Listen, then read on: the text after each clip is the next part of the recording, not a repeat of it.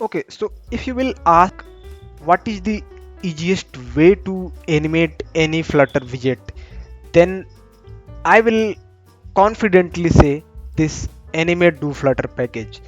This is a game changer package for implementing simple animations in your Flutter widgets. And literally, you don't need to do anything. That's why I told easiest. You just need to wrap your widget from these pre-built animated widgets that is available in this package. But that is not everything. If you want to customize it, that is also possible, because these are the parameters available that you can customize. Like you can change the curve, you can call a function on finish, you can use controller. So all these parameters are available to customize. So simple yet customizable. Okay, enough introduction. Now let's open VS Code and do some hands-on. Okay, so this is the simple Flutter project that I have already created, and the first thing that you need to do is add this Animate Do package in your dependency and run Flutter pub get, or you can directly run Flutter pub add and this package name. So it will add the latest version. So once it is added, we are good to go. So first let me introduce you with this simple project. Like in this material app, I have created this scaffold and there is a button, outline button, and on clicking of this button, go to home, it will open the home page. And this home page is nothing but just a simple scaffold and a simple app bar, and inside the body this is the hello world text. Now instead of this hello world text, let me create a box so that we can see animation more clearly. So I'm going to use a container, and in this container I will give some height, let's say 200, and weight 200, and color, not child, color, colors dot blue, fine. And I need to remove this const from here. So let's reload it. Okay, now we have this box here. Now what I want is, I just want to animate this box. So for that I have to decide like which kind of animations I want. So first, let's say I want this spin animation. So for that, literally I have to just wrap this container with the widget, and that widget will be spin. And for that you need to import this Animate Do package, and that's it. It's that simple. Okay, so let me hot restart it. Okay, now if I will click on go to home, yo, our animated widget is ready. So as you can see, like in a stateless widget, we just wrapped our container with spin, and that's it.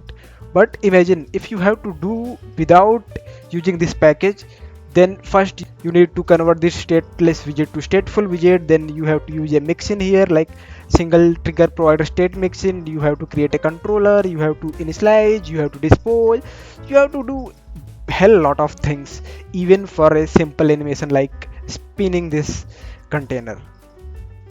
So this is that simple. And if you want to like make it infinite, so here is infinite flag that you can make true, so it will keep infinitely spinning. Yes, this is that simple. So first time when I got to know about this package, I even can't believe that it will be that simple, but yes, it is.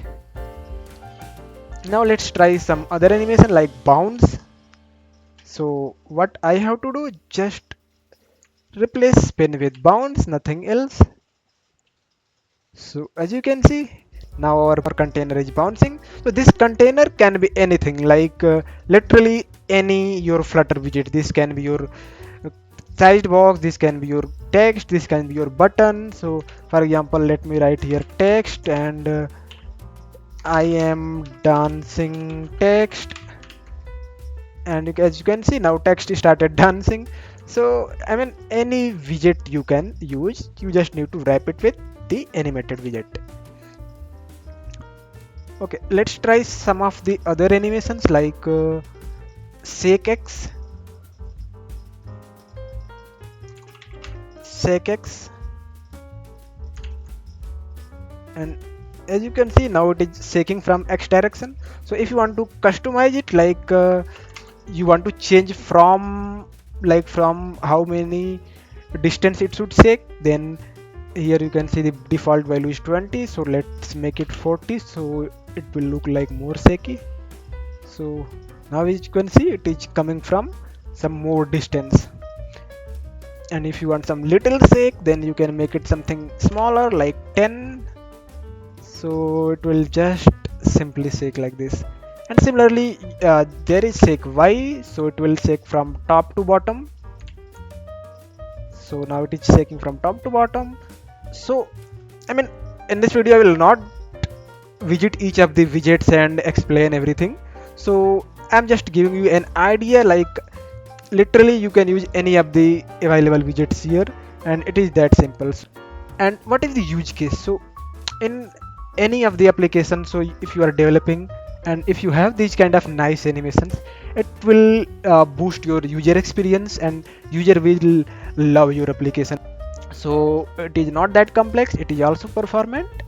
Okay, now let's see the customizable properties. So as we already explored, infinite is available for some of the animated widgets, but for some of the animated widgets it is not available.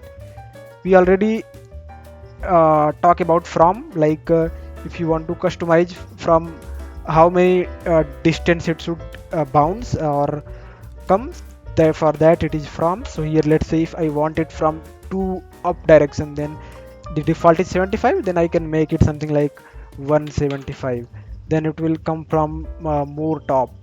So you can see here now it is coming from more top, and if you want some little top then you can make it something smaller like 50, and it is coming from less top direction.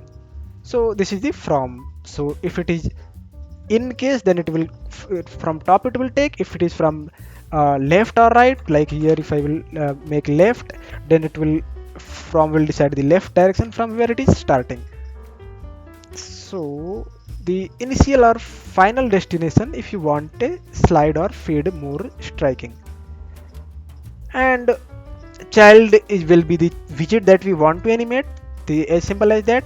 Duration will be the like how many till how many time it should animate. So for example, I want this bounce animation to happen for some duration. Let's say what is the default value? Default is 1 second, like 1000 millisecond. So I want it to be duration, I want it to be some more quicker, so I can say milliseconds and just 600. So if you want to make it fast, then you can give duration some less. So as you can see, instantly it came. And if you want it to be more slow, then you can give something big here like 3 seconds. And let's see. So as you can see, it is coming slowly and bouncing. So this is the duration. And delay is the delay before the animation. So if you want animation to start after some time, let's say I want this animation to start after 3 seconds, then I can give here duration of second 3. So now if I will go back and come here, it will animate after 3 seconds. And from we already discussed animate. So if I will write here like animate, and by default it is true, like it should animate. But let's say you don't want to animate it on initial render, instead you want to control like when it should animate. So for that you need to create a state variable, or you if you are using any state management solution like provider block, then with the help of that you can change this flag. So for example, if I will write here false, then it will not animate on initial render. So as you can see, it is not animating. But if I will write here true, then it will animate. And to make it more clear, let's use some other animation like spin and animate is true, and let's make it infinite true. Okay, so it is spinning, but if I will make this animate to false, it will not spin. So if I will go back, come here, it will stay, but at some user interaction or some condition, if you want to start spinning this, then you can use this flag animate and make it true from the state variable or from anywhere where you are storing this flag.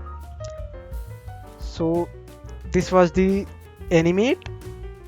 And infinite we already discussed, like if you want this widget to infinitely animate, then we can use infinite flag to true, so it will keep animating. Manual trigger, if you are going to trigger the animation manually, require the controller property. So this is kind of this animate, but if you are using some controller to animate and animation controller, then you can use this. Controllers function that exposes the controller advanced use cases for majority, but don't need this. So if you are using some animation controller and all, but generally we don't need this. On finish function that is called when the animation finishes with the argument forward or backward. So for example, let's say on this spin animation, on finish, and it will give us direction. I will just simply print direction dot name. So once this animation will finish, it will print forward. Once this animation is finished, we can do something within this on finish callback, and if you want direction, that we can also use. And curve is the animation curve that is available within Flutter. Like let me use some other animated widget for that curve thing. Fade in left, slide in left will be good. Slide in left, yes.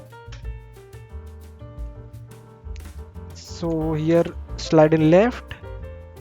Don't need I remove this on finish. Okay, so as you can see, it is sliding in left. But what if I want this animation curve to be not linear or something elastic or something else? Then for that I can use this curve, and then this curve, you can see in Flutter bunch of animation curves are available.